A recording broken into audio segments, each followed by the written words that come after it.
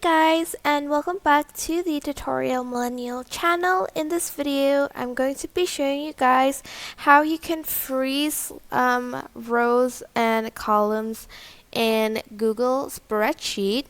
Oops. So to do that, I'm just going to select a cell, for instance, over here, and I want to sort of separate this and this, so basically freezing. So I'm just going to press view, freeze, and then press up to row 12, and as you can see, there is a barrier between these two, and to unfreeze, you're just going to go to that cell again, go to view, freeze, and then up to row 12. Wait, hold on.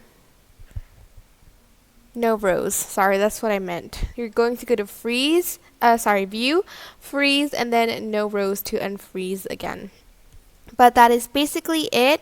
I hope this tutorial was helpful for you guys. Don't forget to like, comment, share, and also subscribe to this channel if you haven't done that.